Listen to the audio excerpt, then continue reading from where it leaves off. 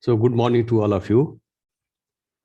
As we know, we have been studying about the chapter stress distribution in soil or vertical stresses below applied load. So in the last lecture, we studied about how we can calculate the vertical stress at the corner of the rectangular footing, right? We also talked about Newmark's influence chart, how the chart can be prepared, and how the Newmark's influence chart can be used to calculate or to assess the vertical stress below the irregular shape of the footing, right? So that topic, these two topics we discussed in the last lectures. So today we shall talk about some new topic, that is approximate methods. This method says that whatever we have discussed in the last section or last lecture, all these methods are more accurate to determine the vertical stresses below the applied load, right? The applied load, whenever I talk about the applied load, that means the load or the stress below different types of footing. Suppose the steep footing is there, or circular footing is there, or irregular shape of the footing is there, or rectangular footing is there. So how we can calculate the vertical stress below the footing, right? That we have discussed in the last lecture. And those methods are more accurate, but are time consuming. Sometimes the engineers are interested to estimate the vertical stresses approximately for preliminary design. Suppose the engineers want to know the approximate values of vertical stress below the applied load, right? So in that case, some methods are there. Let us talk one by one. The first method is equivalent point load method. In this method, the entire area is divided into a number of small area units, and the total distributed load over a unit area is replaced by a point load of the same magnitude acting at the centroid of the area unit. What does it mean? Suppose this is the plan of the footing, right? And the uniformly distributed load is going to work on the footing. So what we have to do, we have to divide this area of the footing in a smaller area unit. See, a smaller area. So this one area unit, another area unit. So 4 area units are there in this figure. So we can divide in 4 area units, and then we can convert these values in the form of a point load, right? So whatever the uniformly distributed area, uniformly distributed load is there on this footing, that stress, that area, suppose Q per unit area, right? Suppose it may be 10 ton per meter square. So whatever the uniformly distributed load per unit area is there, that stress, right, is going to be multiplied by the smaller area of the unit. So this is this unit, one unit, second unit, right? So we are going to multiply the area. Once you multiply the area with the stress, then we can convert that the stress in the form of a point load, right? So so likewise, we can get Q1, Q2, Q3, Q4, right? So for every area unit, we can find out the point load, because this area multiplied by the stresses, the total stresses, which is acting on this footing. That means the footing dimension is 2 meter by 2.4 meter.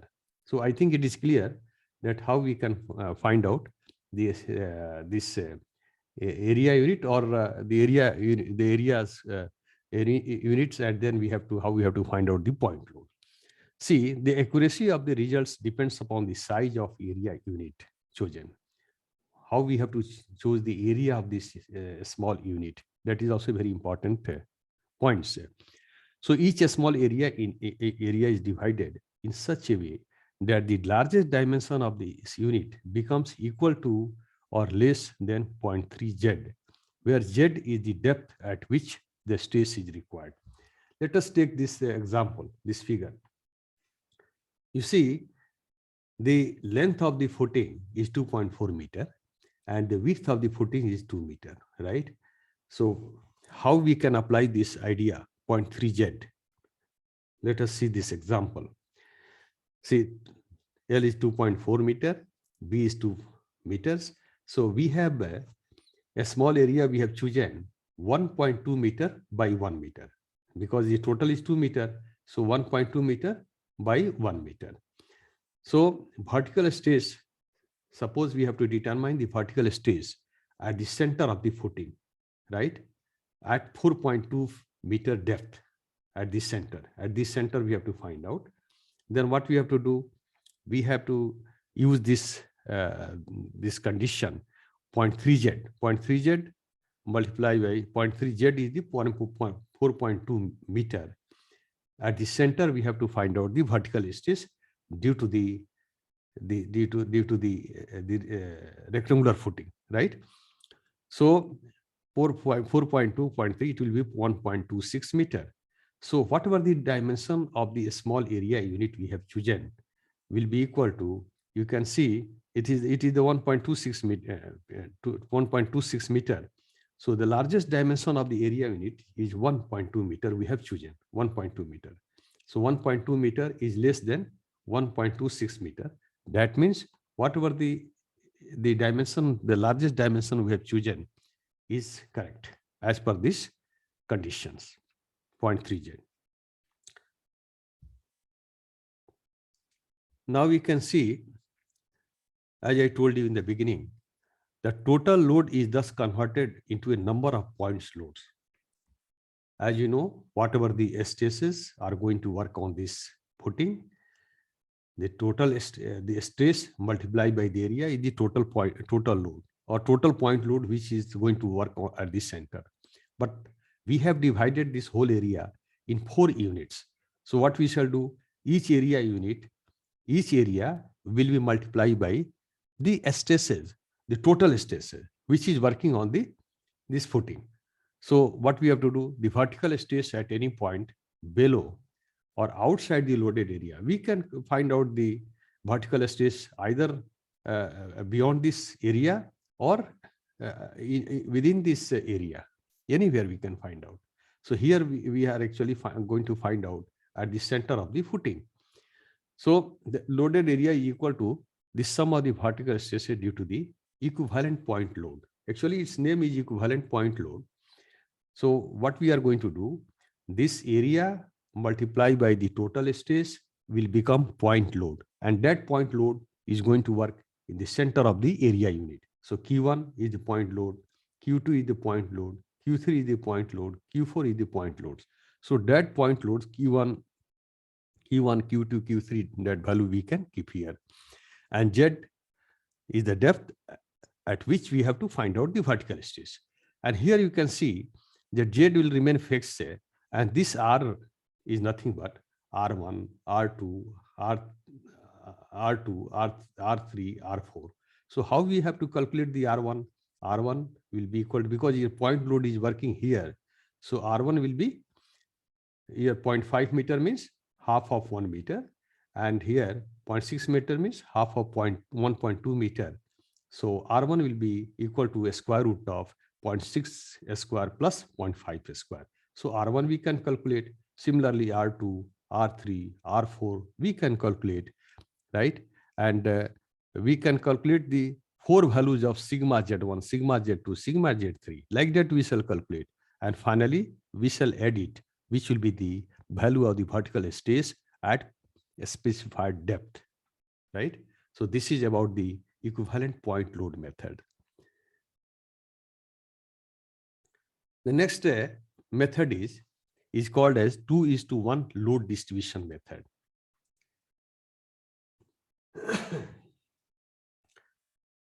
it says that the actual distribution of load with depth is complex. The distribution of this is the footing, right? Which dimension is L by B or B by L, we can say.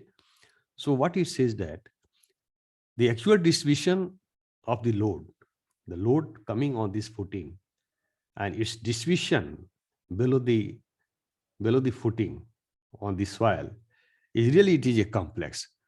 But however, it can be assumed to spread approximately at a slope of 2:1, 2 vertical, 1 horizontal. So the distribution can be assumed that the stresses varies in the 2:1 ratio.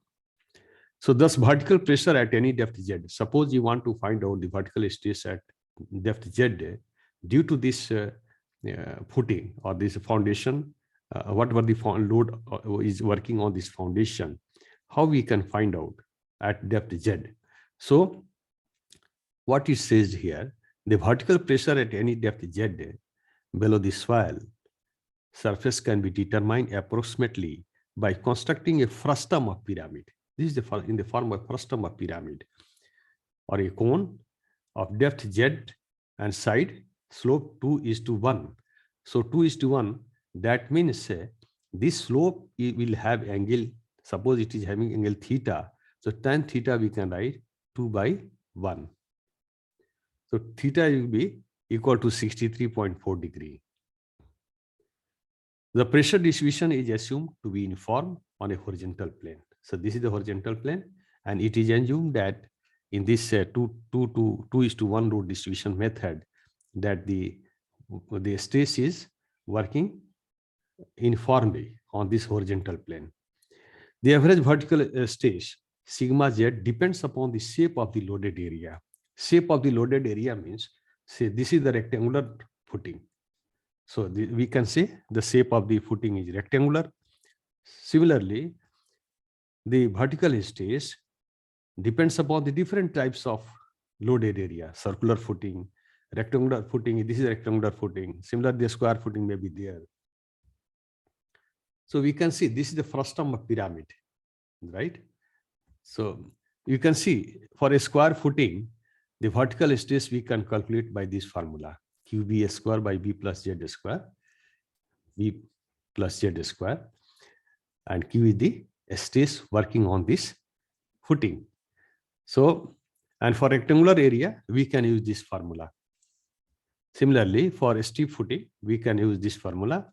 And for circular footing, we can use this formula to determine the vertical stress at depth Z, right? D is the diameter of the footing, and Z is the depth, Q is the stress which is working on the footing. So this formula we can utilize to calculate the vertical stress at certain depth below the base of the footing.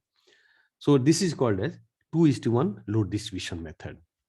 The next method we can see, it is called a 60-degree distribution. Here, this method is also similar to the previous methods that we have seen in the last slide. So in this case, pressure distribution is assumed along lines making an angle of 60 degree. Actually, in the previous case, the angle theta was 63.4 degree, but here this angle will be 60 degree. So that is only the difference. But what it says, the method gives approximately the same results. Whatever the results we are going to achieve in case of 2:1 load distribution method, this almost same value we are going to get by this 60-degree distribution methods. Now we shall talk about the next topic, contact pressures. What do you mean by contact pressures? The pressure transmitted from the base of a foundation to the soil is termed as contact pressures. Or we can also say contact pressure is the actual pressure transmitted from the foundation to the soil. Whenever we are going to construct any structure, the structure is going to impose or apply the forces on the soil, right?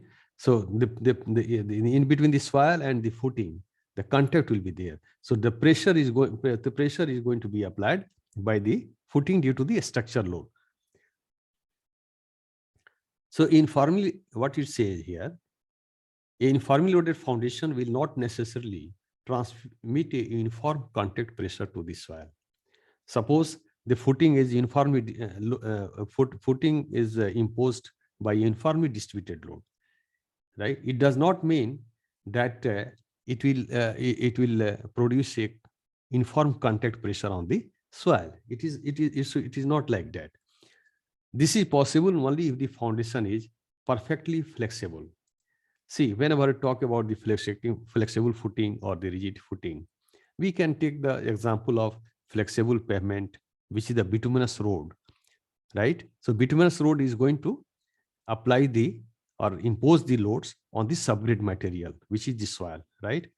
Similarly, the PCC, we can consider as a rigid pavements. You can say flexible pavement and rigid pavements. So that example also we can take here. So flexible pavements, bituminous road, and rigid pavements, we can take the example of a rigid footing, rigid pavement, PCC road also we can say. So this is possible only if the foundation is perfectly flexible. The contact pressure is uniform for a flexible foundation, irrespective of the nature of the foundation soil. So whatever the subgrade soil is there, it does not matter. But in that case, the pressure will be uniform. The pressure distribution diagram below the footing or below the pavements will be uniform in case of flexible. It does not depend upon the nature of soil, because the footing is considered to have some degree of flexibility. Due to the flexibility, we can say the pressure will be uniform.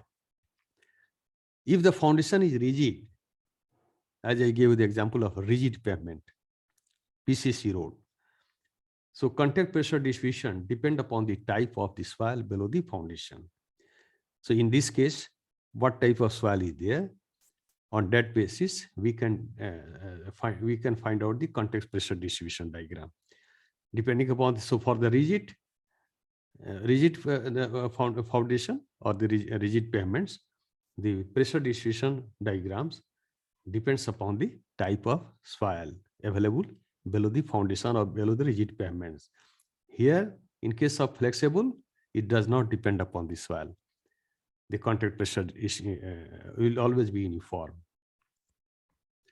We can see this figure. When a flexible foundation resting on a saturated clay, cohesive soil, is loaded with a uniformly distributed Q is the load, Q is the uniformly loaded, Q per unit area, right? Whatever the stress is going to work on this footing. So Q, it will deform and take a bowl shape. You can see this is the settlement, this-shaped settlement profile. The settlement in case of flexible foundation will be like this way in the form of a bowl. So what we see, the maximum deflection or settlement is at the center, and it is the settlement is maximum here and zero at the edges. But one thing you can see, the contact stress or contact pressure is uniform. You can see the Q is the uniform. So Q max here, maximum contact pressure will be equal to Q itself, right? This is completely uniform. And the settlement is, or deflection is maximum at the center and zero at the edges. When we are in case of, this is in case of the cohesive soil. But in case of cohesionless soil, let us consider the flexible foundation on non-cohesive or cohesionless soil.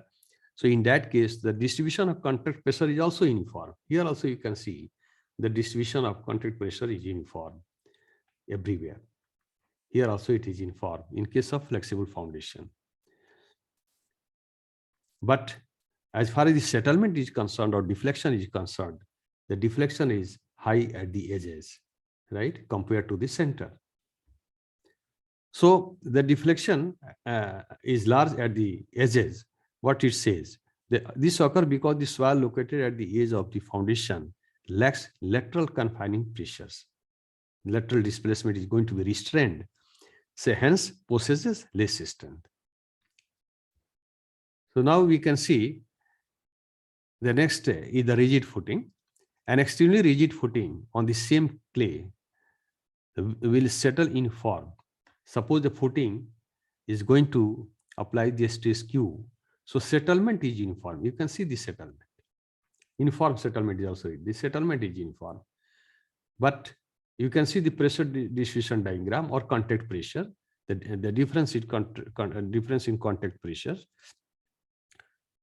The compressive cohesive soil under a rigid footing has to transmit a higher contact pressure near the edges. Contact pressure is higher, highest we can say, highest at the edges and the lowest at the center.